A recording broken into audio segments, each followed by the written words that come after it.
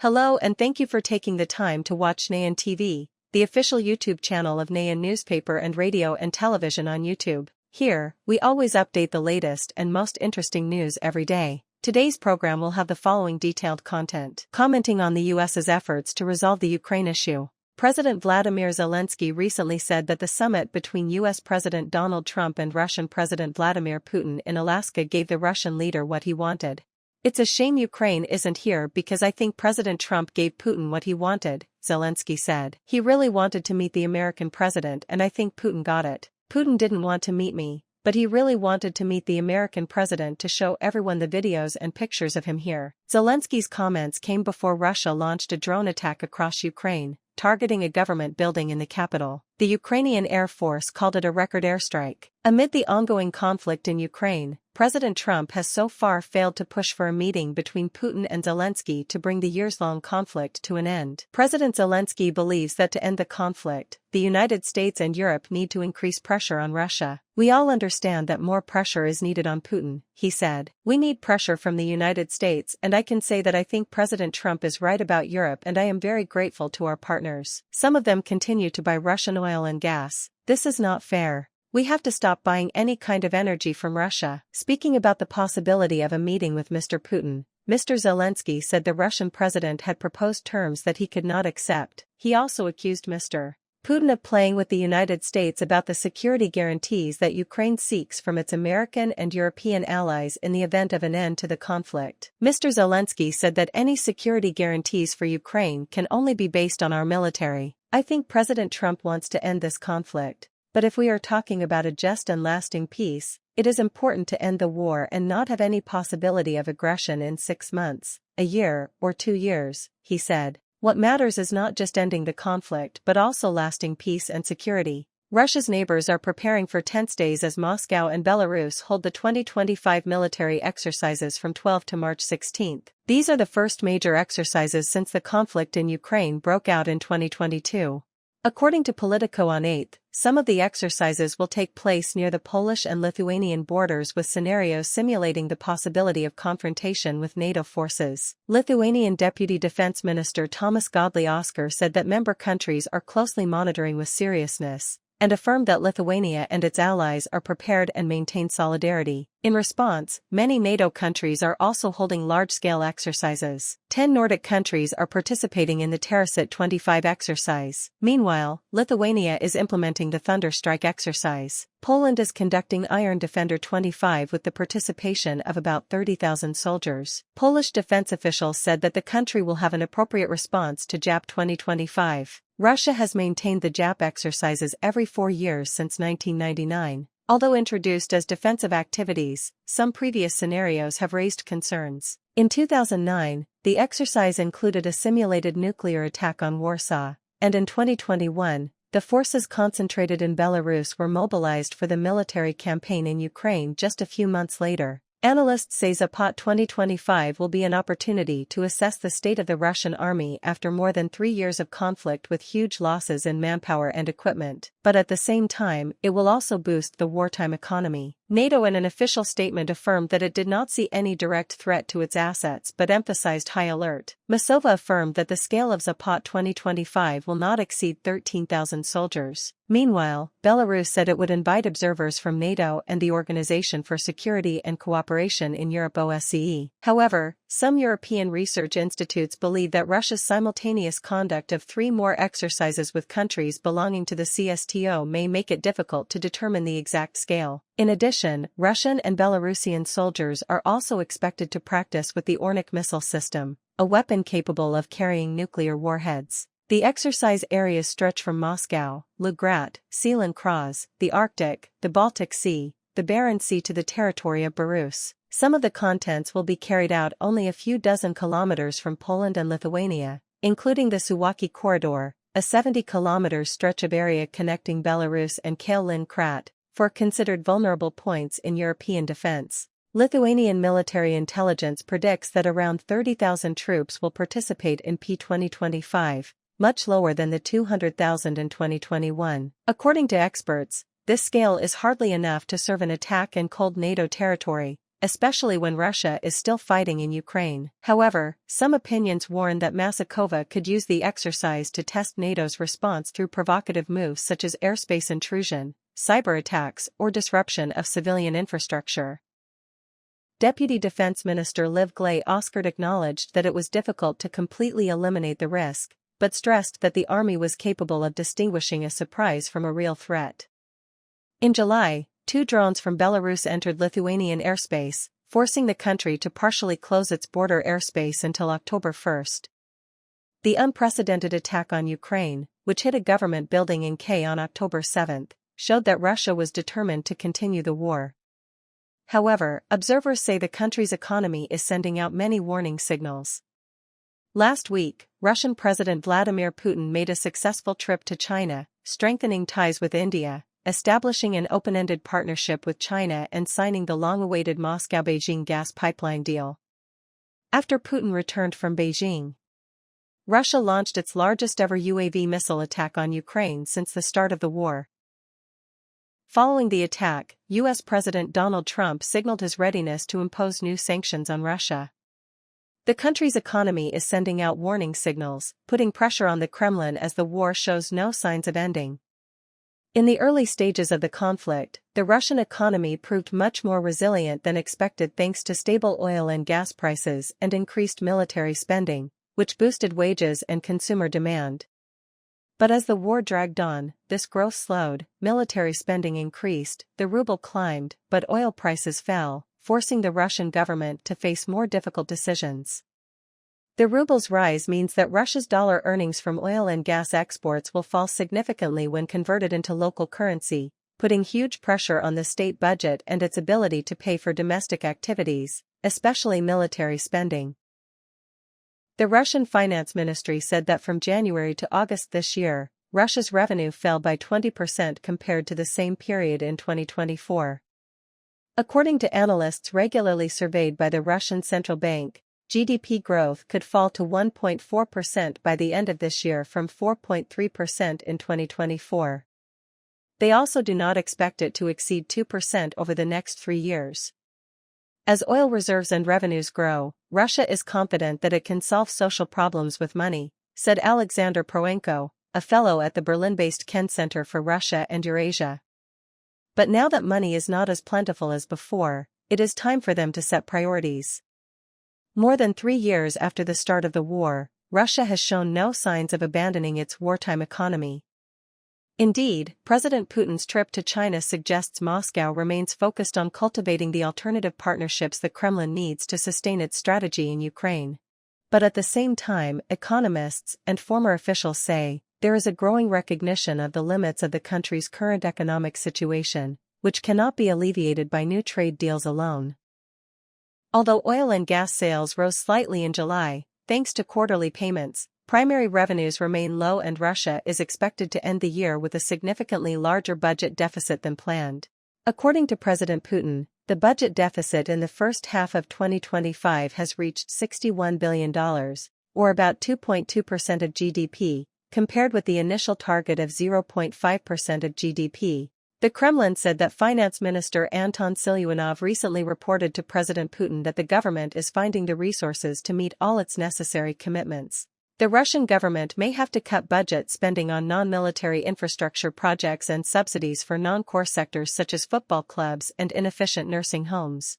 Russia could free up $2.5 billion if it goes this route, according to Anatoly Adamanov, head of the Budget Committee in the upper house of parliament. Economists believe Russia could cover the rest of the deficit through borrowing, which will become easier after the central bank in June began cutting interest rates from a record 21% to 18%. That appears to be the option that President Putin favors.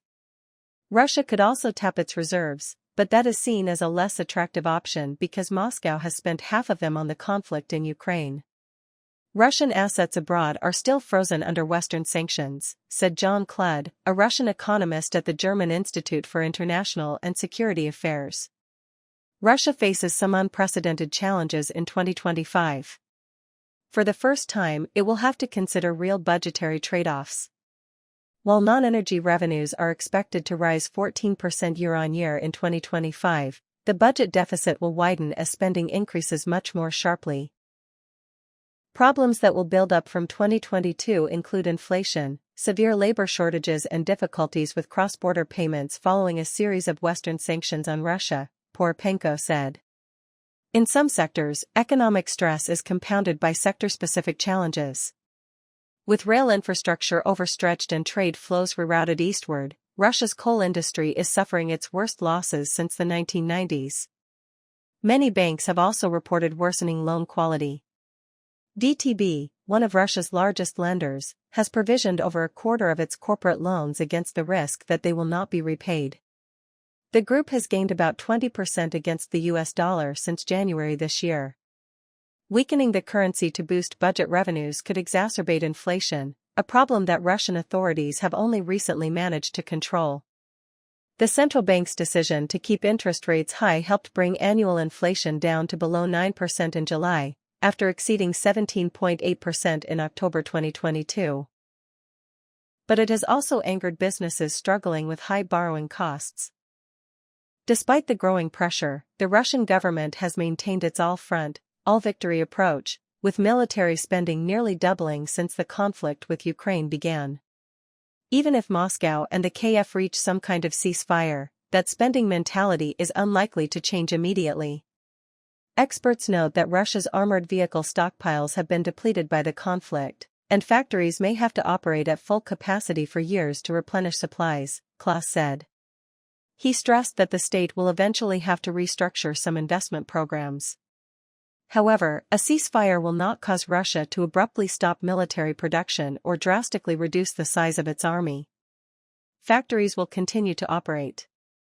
According to GNOVI on January 1, Polish radio station JMF24 reported with reference that the country's foreign ministry has urged its citizens not to travel to Belarus or leave Belarus by any means available. JMF24 said the Ministry of State Affairs strongly recommends against traveling to Belarus. Polish citizens may face events there that will not be in their favor. Accordingly, in the event of a rapid deterioration of the security situation, border closures, or other unforeseen circumstances, the evacuation of citizens may become much more difficult or even impossible. Earlier on January 0, Prime Minister Donald Tusk told journalists that Ban would prepare an action plan for Belarus in the coming weeks. Belarusian television reported that the country's State Security Committee in Lepen together with Lipex had detained a citizen of Mizlan on charges of espionage. Secret documents on the 2025 exercises were seized on that day. The press secretary of the Polish Special Services Coordinator Sasz Dozinski later issued a statement saying that the Polish citizen detained on suspicion of espionage had nothing to do with espionage but was a priest. Poland considered the incident a provocation aimed at destabilizing the situation and affirmed that it would support the detained citizen. According to the European news site europanews.com, in the first 3 months of the year alone, Western intelligence agencies detected more than 530 UAVs hovering over military bases, LNG terminals, and key railway lines in eastern Germany. Western intelligence agencies have warned about Russian surveillance UAVs tracking Western arms shipments to Ukraine, and the question is why the German military has not been able to shoot them down. Based on information from Western intelligence agencies cited in the German magazine WCHAP, these UAVs monitor Europe's constantly changing military transport routes to determine the type of weapons, time and place where new military equipment will arrive in Ukraine. A spokesman for the German Ministry of Defense confirmed to News that Bandar Square is solely responsible for its own sites.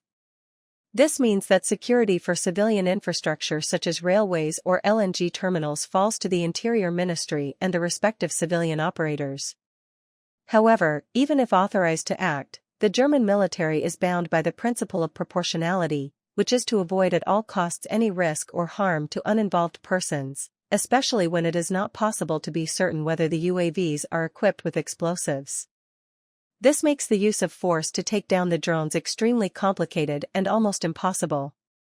The appearance of alleged UAVs from Russia has become particularly frequent and public. The German Post cites an internal report from the Federal Criminal Police Office BKA. Between the 9th and the 29th of May alone, a total of 6 UAVs were detected over the airbase where Ukrainian soldiers were training with the Patriot's air defense system. They were openly hovering almost motionless in the air for several minutes. Despite the use of jamming equipment, the UAVs could not be stopped. The Sten Criminal Police Office, which is in charge of the case, confirmed to the press that it also believes that Germany's critical infrastructure could be a potential target for espionage and sabotage. They have set up a special unit for espionage and sabotage at the State Security Service, but have refused to provide further information due to the sensitive nature of the investigation. The situation is further complicated by legal loopholes and a long-standing political deadlock. The previous coalition government had planned to amend the aviation security law to allow the German armed forces to shoot down UAVs deemed dangerous, but the proposal was not adopted. Konstantin Vot, a member of the Green Party and chairman of the Bundestag's Control Committee, criticized the CDU-CSU for not supporting the proposal due to tactical considerations. He said this had led to months of delays. A delay that is unacceptable given the sharp increase in threats. Sebastian Feller, the domestic policy spokesman for the SPD's artists group, stressed that the responsibility for UAV defense lies with civilian security agencies. He therefore considered a new draft law giving the federal police more powers to be reasonable. However, MP Vo expressed disappointment with the German federal government's new draft law on military security because it did not address the issue of military powers. Mr. Knott called for a comprehensive and clearly structured basic regulation on UAV defense responsibilities in both the military and civilian sectors, stressing that the German government is still not capable of countering threats from hybrid attacks. The U.S. military has successfully tested a high-power radio wave system that can take down dozens of unmanned UAVs at the same time. They expect this new weapon to create a turning point in electronic warfare and defense against low-cost UAVs. Accordingly, at the end of August at the Kamaburi Training Ground, the U.S. Army training base in Indiana, the U.S. military successfully demonstrated the Leonidas radio wave weapon system developed by Epirus. In the test, 49 helicopters, for rotor blades flying in formation, fell down simultaneously due to just one radio energy pulse. Previously, the U.S. invested tens of millions of U.S. dollars to test Leonidas in the Philippines and the U.S. state of Virginia. But the recent demonstration showed a higher level of practicality, ready to deploy on the battlefield. This immediately attracted attention because it showed a completely different approach to countering UAVs instead of missiles or artillery shells that need to be hit. Each Leonidas target uses microwaves to scan at a 60-degree angle, disabling the UAV's companion components at the same time. The system is deployed on a software-controlled trailer that is more precise and faster than any physical turret. The outstanding feature of the weapon because of the wave is that it never runs out of ammunition. As long as there is electricity, Leonidas can continue to fight while an anti-aircraft missile costs hundreds of thousands to millions of U.S. dollars. This is a difference that can change the cost balance in a trench war. However, the test in Indiana took place under controlled conditions. On the real battlefield, UAVs can fly low, take advantage of terrain cover or be programmed to disperse the formation. So can Leonidas maintain its effectiveness on a chaotic front line like the conflict in Ukraine? This is still a question that no one dares to confirm. The U.S. military praises Leonidas as a technology that paves the way for countering UAV swarms. While cannons or lasers only destroy individual UAVs, Leonidas can wipe out entire groups with a single shot. If it is truly effective, this will be a strategic change. From a strategic perspective, the appearance of Leonidas is also a political message to Russia about the technology race. This is a form of soft deception that not only provides current aid but also prepares for the future technology game. However, the opposite effect can also occur. Russia can accelerate the development of anti-jamming UAVs or expand attacks by combining many means, causing the confrontation to enter a new technological spiral. If the U.S. brings Leonidas to the front line, Moscow will certainly not sit still. Since the conflict broke out, both Russia and Ukraine have taken advantage of the peace as a cheap but effective weapon. Therefore, UAVs are considered a game changer on the battlefield. UAVs clearly reveal the gap between cheap weapons and super Redstone air defense systems. In this context, the U.S. testing of Leonidas can be seen as an effort to find a solution to counter UAVs with lower-cost technology instead of continuing to burn money on missiles. Although impressive, Leonidas still has many practical problems. A superior weapon needs to be recognized by practical results, but on the front line it is a completely different form from the training ground when unintended impacts on civilian equipment, especially when deployed near residential areas. Distinguishing civilian UAVs from military UAVs in emergency situations creates a series of difficult problems behind.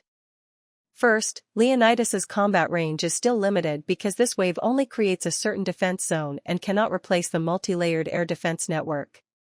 If Russia launches UAV cruise missiles and artillery shells at the same time, will Leonidas have time to react? Second, can UAVs be improved to counter the wave, such as covering it with anti-interference materials or programming an unpredictable trajectory? Then will LEO lose its advantage? Third, the field deployment poses a logistical challenge for Ukraine. The system requires a stable power source. Not easy, given the Kyiv's energy infrastructure is constantly under attack from Russia. Is the U.S. ready to provide additional mobile energy generators to deploy Leonidas?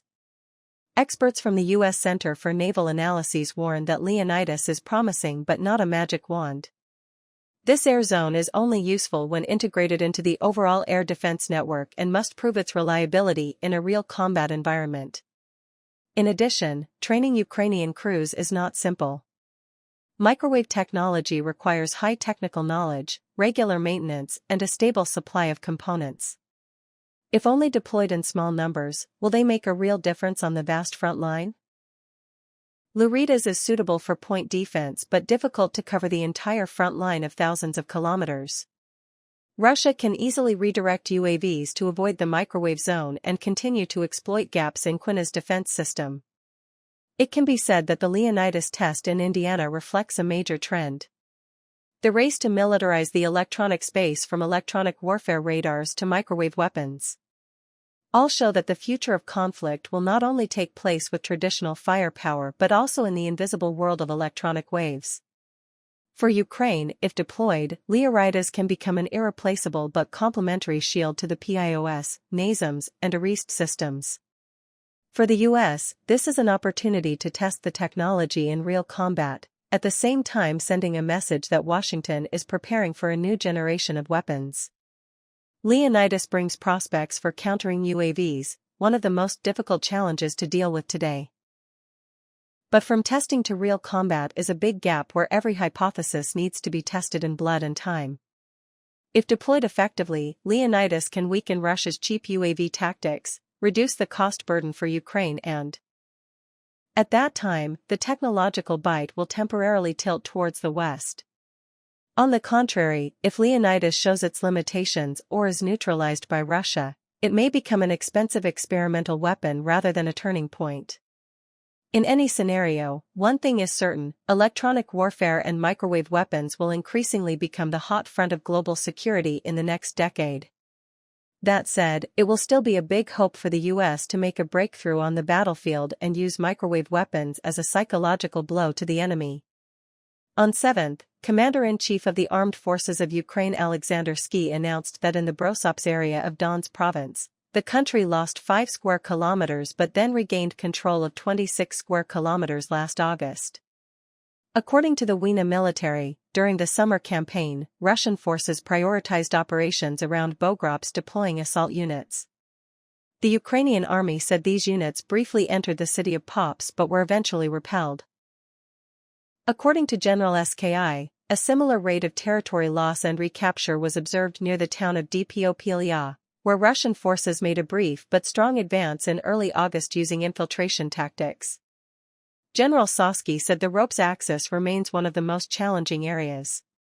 Over the past week, our units have repelled about 350 enemy attacks. This is where the Russian forces focused their main efforts, assembling the largest strike force to break through our defenses. The information shows an increase in the frequency of counterattacks from the Ukrainian side after the Kyrgyz forces maintained a strategic defensive position along the front line in eastern Ukraine for nearly 2 years. These counterattacks are often carried out by units of the Ukrainian shock troops created last month under the command of General Zelensky. In early September, the 425th Assault Regiment of the Ukrainian Armed Forces, commonly known as Skalia, announced the recapture of 2 villages around Brs from Russian forces, Novoyanomy and Udany.